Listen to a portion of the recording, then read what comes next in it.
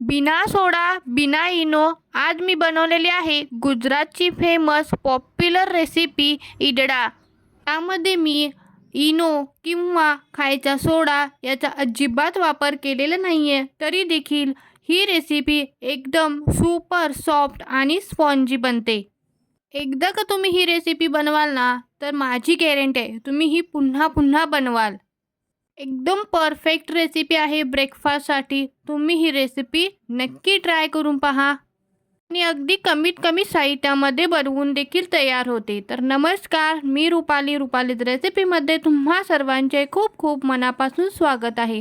तर आज आपण गुजरातची फेमस रेसिपी इडळा पाहणार आहोत. नाव थोडं वेगळं आहे पण रेसिपी खूप चविष्ट लागते. चला तर मग रेसिपीला सुरुवात करूया. तर इथे मी एका बाउलमध्ये 1 वाटी रेशनचा तांदूळ घेतलेला आहे. तुम्ही कोणत्याही प्रकारचे तांदूळ घेऊ शकता.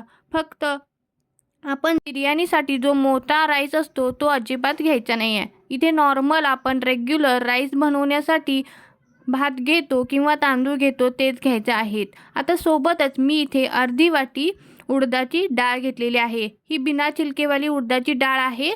आपण छान असे सॉफ्ट आणि स्पॉन्जी बनण्यासाठी इथे ही उडदाची डाळ घेणार आहोत. आता सोबतच इथे मी अर्धा टीस्पून इथे मेथीदाणा घेतलेला आहे. तो देखील यामध्ये घालून घेणार आहोत आणि 2 ते 3 वेळा याला छान स्वच्छ पाण्याने धुवून घ्यायचं आहे. जेणेकरून आपलं जे तांदळावरचं जे एक्स्ट्राचं स्टार्च असतं किंवा धूळ माती असते ती निघून जाईल. इथे मी थोडं थोडं पाणी घालून याला 2 वेळा स्वच्छ असं धुवून घेतलेलं आहे. तुम्ही ते पाहू शकता. आता धुतल्यानंतर यामध्ये जितकं आपलं तांदूळ आहे त्याच्या दुप्पट पाणी घालून याला छान असं 5 ते 6 तास भिजण्यासाठी ठेवायचं आहे. अगदी सुपर सॉफ्ट असे आपले हे इडळा आहे ते बनवून तयार होतात. इथे मी 4 ते 5 तास भिजण्यासाठी ठेवून दिलेले आहे. तुम्ही इथे पाहू शकता 4 ते 5 तासानंतर आपले डाळ आणि तांदूळ छान असे भिजलेले आहेत. आता एक मिक्सरचं भांडं घ्यायचं आहे. आता यामध्ये आपण थोड्या थोड्या बॅचेसमध्ये हे छान असं बारीक पेस्ट होईपर्यंत वाटून घेणार आहोत. 2 बॅचेसमध्ये मी इथे बारीक असं वाटण तयार करून घेणार आहे. अगदी थोडं थोडं घालायचं आहे जेणेकरून आपलं जे डाळ आहे ती छान अशी बारीक होईल. आता सोबतच मी इथे अर्धी वाटी भिजवलेले पोहे देखील घातलेले आहेत. याने आपला हा इडळा आहे तो एकदम टेस्टी आणि स्पॉन्जी बनतो आणि जाळीदार देखील बनतो. इथे मी बारीक अशी याची पेस्ट तयार करून घेतलेली आहे आणि एखाद्या भांड्यामध्ये आपण ही काढून घेणार आहोत. पुन्हा अशाच पद्धतीने मी दुसरी बॅच देखील बारीक पेस्ट तयार करून घेतलेले आहे. आता छान एखाद्या चमच्याच्या साहाय्याने किंवा कशाच्याही साहाय्याने तुम्ही याला छान असं फेटू शकता. एक 2 ते 3 मिनटं असंच फेटायचं आहे जेणेकरून हा छान असा स्पॉन्जी बॅटर तयार होईल. आता सोबतच मी इथे दही घेतलेलं आहे अर्धी वाटी. खूप जास्त आंबट दही घ्यायचं नाही आहे कारण आपण हे पीठ किंवा बॅटर फर्मेंटेशनसाठी ठेवणार आहोत. त्यामुळे हे दही आहे ते नंतर खूप जास्त आंबट होतं. त्यामुळे पहिल्यांदा सुरुवातीला आंबट दह्याचा इथे अजिबात वापर करायचा नाही आहे. ताजं फ्रेश दही इथे घ्यायचं आहे. ते देखील आपण आता यामध्ये घालून छान असं मिक्स करून घेणार आहोत. तुम्ही पाहू शकता इथे मी पाण्याचा वापर अगदी कमीत कमी केलेला आहे. अशा कन्सिस्टन्सीचं हे बॅटर तयार झालं पाहिजे. तुम्ही इथे पाहू शकता चमच्याच्या की हे बॅटर घेतल्यानंतर छान असं स्ट्रेट होत आहे किंवा छान असं हे बारीक झालेलं आहे. आता याला छान असं रात्रभर आपण फर्मेंटेशनसाठी ठेवायचं आहे. कमीत कमी 8 ते 9 किंवा 10 ते 12 तास याला छान असं फर्मेंटेशनसाठी ठेवून देणार आहोत.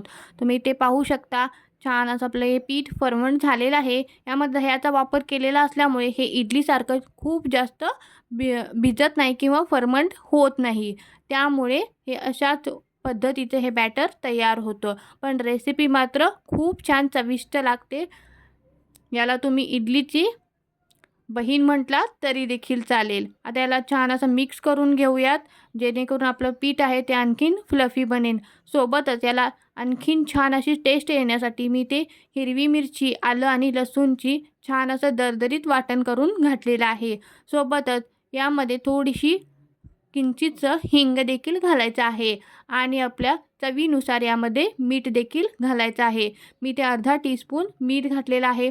आता हे सगळं मिश्रण आपण छान असं मिक्स करून घेणार आहोत, जेणेकरून मीठ, आलं लसूण पेस्ट आणि जो आपल्याला हिंग आहे ते छान असं मिक्स होईल. आता एखादं ताट घ्यायचं आहे किंवा पॅन घ्यायचा आहे, त्याला छान असं तेल लावून घ्यायचं आहे.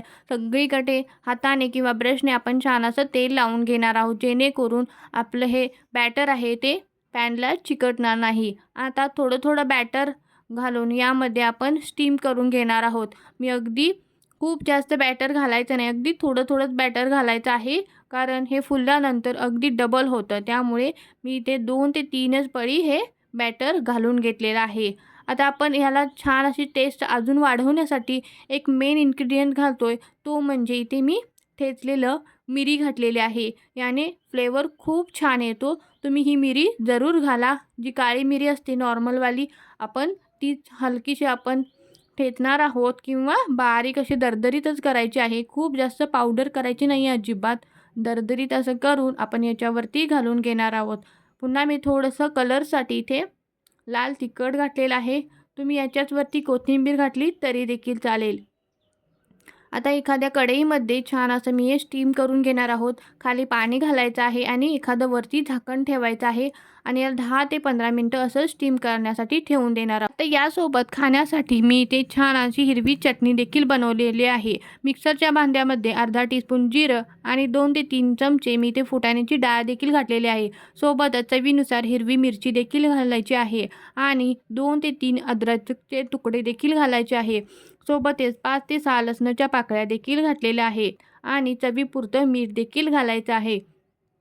भरपूर अशी इथे मी कोथिंबीर देखील घातलेली आहे. तुम्ही यामध्ये पुदिना वापरला तरी देखील चालेल, पण मी ही चटणी फक्त कोथिंबीरपासून बनवणार आहे, त्यामुळे मी इथे कोथिंबीरीचा वापर केलेला आहे. आता यामध्ये थोडंसं मी लिंबू देखील घातलेला आहे आणि याची छान अशी बारीक पेस्ट तयार करायची आहे. आपली चटणी देखील तयार झालेली आहे आणि आपलं हे इडडा आहे तो देखील तयार झालेला आहे. छान असं स्टीम झालेलं आहे. तुम्ही ते पाहू शकता. अजिबात हा चिकटत नाही आहे. त्यामुळे आपला हा इडडा एकदम परफेक्ट बनला आहे. थंड झाल्यानंतर एखाद्या सुरीच्या सहाय्याने आपण छान असे पीसेसमध्ये कट करून घेणार आहोत. तुम्ही तुमच्या आवडीनुसार कोणत्याही पीसेसमध्ये याला कट करू शकता आणि हा ब्रेकफास्टसाठी किंवा लंचमध्ये देखील आपण हा इडडा खाऊ शकतो. खूप छान आणि हेल्थी टेस्टी रेसिपी आहे. एकदा नक्की ट्राय करून पहा. जर इडली खायचा कंटाळा आला असेल किंवा इडली बनवायचा कंटाळा आला असेल, तर अशा पद्धतीची ही रेसिपी तुम्ही एकदा नक्की ट्राय करून पाहू शकता. व्हिडिओ कसा वाटला ते देखील मला कमेंट करून नक्की सांगा आणि हा जर व्हिडिओ तुम्हाला आवडला असेल तर प्लीज व्हिडिओला लाईक करायला विसरू नका. तुम्ही हा कशासोबत, अगदी खोबऱ्याच्या चटणीसोबत देखील खाऊ शकता किंवा सांबारसोबत देखील खाऊ शकता. मुलांच्या टिफिनसाठी हा एकदम उत्तम रेसिपी आहे. ब्रेकफास्टमध्ये किंवा लंचमध्ये देखील आपण ही अगदी जरूर बनवू शकतो. बनवायलाही अगदी सोपी आहे आणि खायलाही अगदी चविष्ट आहे. व्हिडिओ आवडला असेल तर व्हिडिओला लाईक करा. चॅनलवरती जर नवीन असाल तर प्लीज चॅनेलला सबस्क्राईब करा, जेणेकरून माझे नवनवीन व्हिडिओज, रेसिपीज तुमच्यापर्यंत पोहोचू शकतील. पुन्हा भेटू अशाच एका नवीन रेसिपीसह. तोपर्यंत धन्यवाद.